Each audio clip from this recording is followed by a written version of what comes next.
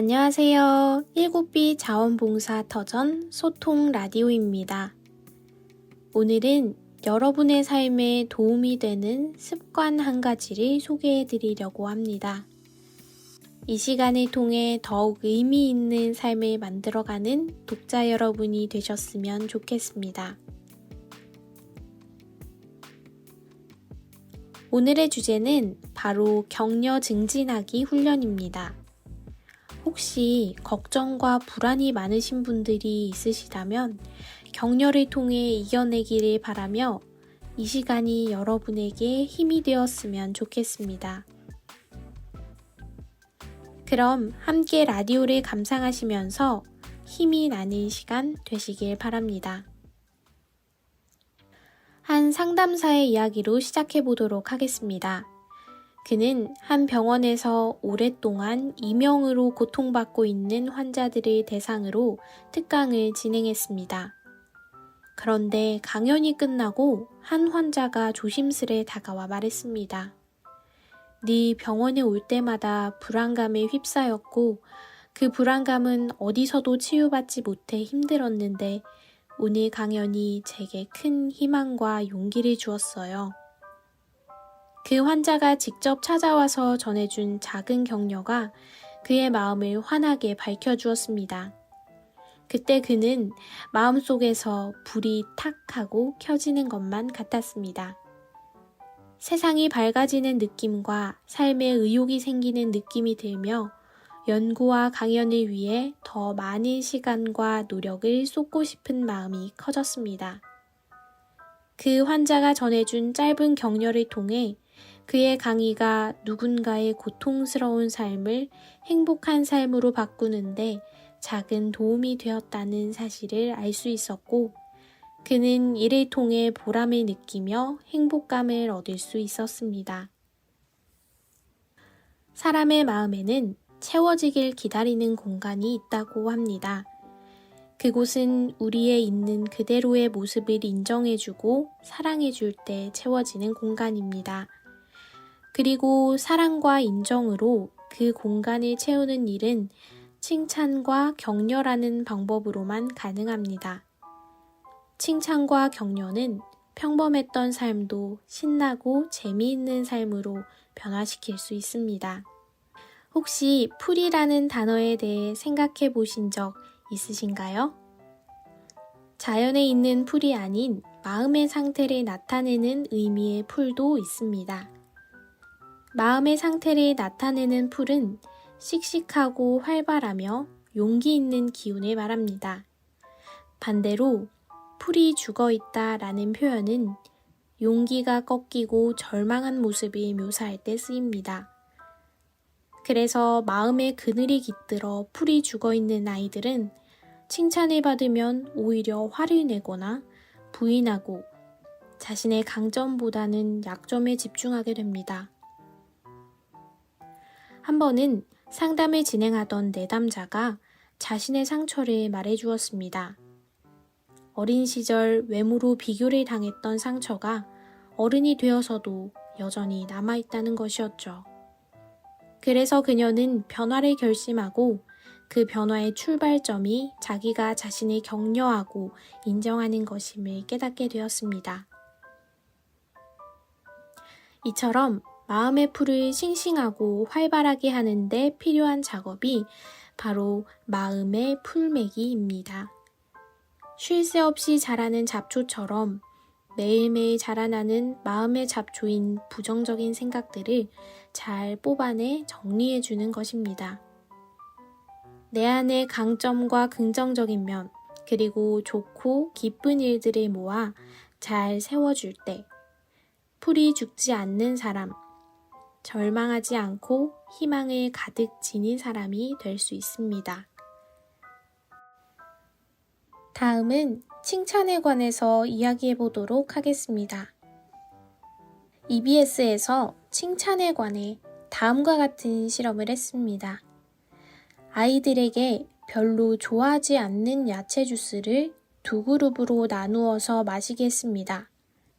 대신 A그룹은 그저 선생님과 아이들이 매일 꾸준히 주스를 마시고 그 양을 측정했고, B그룹은 야채 주스를 잘 마시는 아이들에게 칭찬 스티커를 주다가 얼마 후에는 칭찬 스티커를 주지 않고 마시게 하며 변화량을 측정했습니다.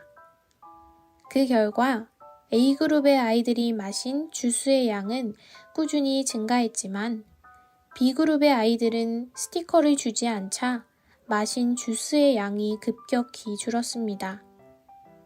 칭찬에는 역기능도 있다는 것을 알 수 있는 실험이었습니다. 남들에게 과시하고 싶은 마음과 실패를 나쁜 것으로만 여기는 마음가짐, 그리고 실패에 대한 두려움으로 노력조차 하지 않는 등의 부정적인 효과를 불러오기도 합니다. 이렇듯 칭찬은 결과를 중심으로 생각하며 다른 사람과의 비교가 바탕이 되는 경향이 있습니다. 하지만 격려하는 언어의 경우 결과보다 과정이나 노력, 변화에 초점을 맞추기 때문에 다른 사람을 존중하게 됩니다. 격려는 칭찬의 강점을 살리는 동시에 칭찬의 역효과도 예방할 수 있는 좋은 방법이라고 할 수 있습니다. 격려받은 사람은 할 수 있다라는 용기가 생기며 다시 시도하는 힘을 얻기도 합니다. 나아가 격려를 통해 실수와 결점이 있더라도 있는 그대로의 모습이 소중하다는 것을 알아차릴 수 있습니다. 지금부터는 격려를 증진하는 방법들에 대해 알아보려고 합니다.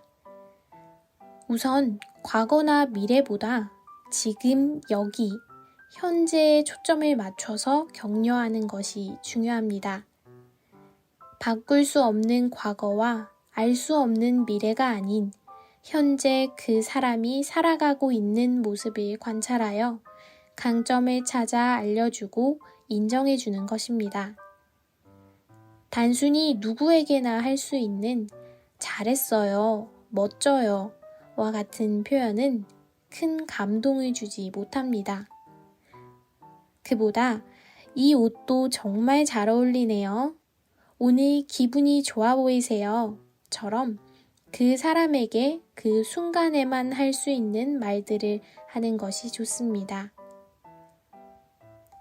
그리고 다음으로 구체적인 행동을 격려하는 방법이 있습니다. 구체적인 행동에 관해 관심을 가지고 반응하는 것은 상대방에게 부담 없이 다가가며 세심한 관심을 받고 있다고 느끼게 만듭니다. 또한 결과보다 과정을 격려하는 것이 중요합니다. 과정을 본다는 것은 결국 노력을 알아봐주는 것과 같다고 할 수 있습니다. 다른 이가 과정에 관심을 가지게 되면 의욕이 샘솟고 더욱 정성을 다하게 됩니다. 무엇보다 격려가 가장 필요한 때는 잘못과 실패의 순간입니다. 죄책감을 지니고 낙심하며 자신감을 잃을 때 진심으로 다가가 긍정적인 대안을 찾기 위해 힘쓰는 것이야말로 큰 도움이 됩니다. 크게 넘어진 사람이 실패한 것이 아니라 넘어졌다고 주저앉은 사람이 실패한 사람이다 라는 말처럼 잘못과 실패를 배움의 기회로 생각할 수 있도록 격려하는 것이 필요합니다. 잘못보다는 잘한 점을 격려하고 외적인 동기보다 내적인 동기를 격려하는 것도 좋은 방법입니다. 또한 존재 자체로 존중받을 수 있고 가치 있는 사람임을 느끼도록 격려해 주는 것은 분명 그 사람의 삶에 큰 힘이 될 것입니다. 격려는 결코 빈말이 될 수 없습니다. 보이는 것을 말하는 칭찬과 다르게 직접 그 사람이 되어보며 이해하기 때문이죠. 그래서 격려는 타인을 새로운 관점으로 바라보고 깊숙이 관찰하는 것과도 연관이 있습니다. 이러한 능력은 타고난 것이 없으며 노력으로 기를 수 있습니다. 격려도 습관이 돼야 합니다. 마음으로 한 말은 마음으로 들어간다고 합니다. 진심으로 그 사람에 대했을 때 자신 또한 존중받고 행복할 수 있습니다. 사랑을 많이 받은 아이들은 풀이 살아있어 밝고 당당한 모습입니다. 누가 칭찬을 해도 자연스럽게 받아들이고 자신이 원하는 삶의 방향을 잘 찾아가고 어른들이나 친구들과도 편하게 지내지요. 이 모든 효과가 격려부터 시작될 수 있습니다. 좋은 점만 얘기해주고 잘한다고만 칭찬하는 것은 역기능을 불러올 수 있습니다. 따라서 현재 잘하고 있는 점을 분명히 인식할 수 있도록 알려주고 곁에서 관심을 가지고 지켜보며 해낸 일들을 인정해주는 것만으로도 충분합니다. 오늘 라디오를 듣고 계신 독자 여러분들께서도 주변 사람들에게 격려 한마디를 해보는 건 어떠신가요? 상대방의 기쁨을 통해 스스로가 행복할 수 있다면 시도해보길 권해드립니다. 격려를 통해 작은 일에도 감사하며 당연한 사실들에 대해 소중함을 느끼는 시간이 되셨으면 좋겠습니다. 또한 자신의 삶에도 만족함을 느끼며 굳건히 살아가시기를 바라며 오늘의 7빛 자원봉사터전 라디오를 여기서 마치도록 하겠습니다. 오늘의 라디오도 시청해주셔서 감사하고 더 많은 7빛 자원봉사터전 라디오를 감상하고 싶으시다면 7빛 자원봉사터전 채널 구독도 부탁드리겠습니다. 그럼 오늘 하루도 행복하세요.